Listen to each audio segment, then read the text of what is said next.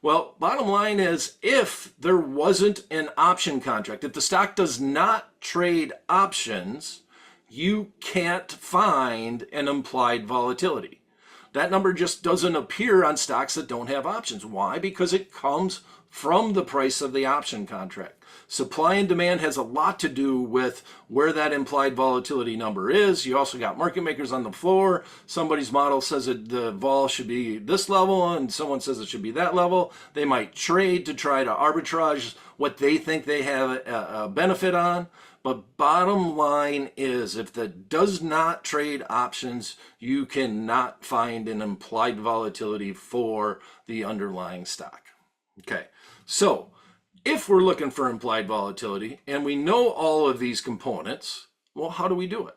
Well, it's just a little bit of algebra, just a little simple math here. So if you have your model, you take your Black-Scholes pricing model, you put it up there, you put all your variables that you know in, you know the price of the option, you know all these things we already talked about, but I don't know what implied volatility is. So let's take implied volatility and move it to the other side of the equation, and then let's take premium and move it to this side of the equation, and let's solve for implied volatility.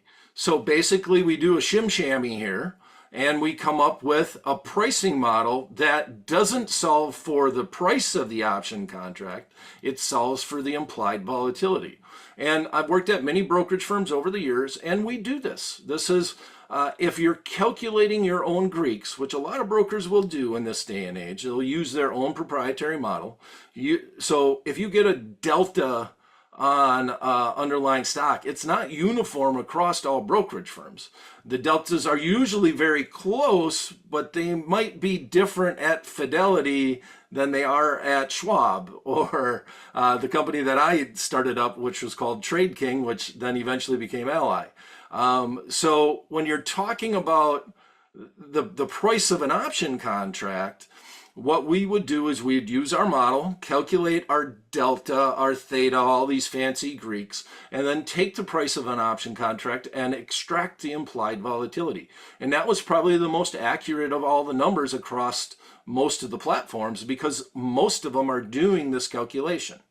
That simple. I can run a Black-Scholes model and calculate a price just with a standard calculator if you know all the variables. Yes, it's very possible to do that. Now that we know implied volatility, now that we've gone and painstakingly figured out how to find an implied volatility for an underlying stock, that implied volatility will go with that expiration for the option contract that we chose. Wherever we chose that price, that premium, that implied volatility will go with it. Now, across the board, the standard is to use the most at-the-money option contract for expiration that you want to figure out the implied volatility for. So like if I want to use the January 3rd Friday of the month standard option contract, I use the most at the money in that January expiration, and that's what we would call as the implied volatility for the January expiration date. And that's the way we would figure it out.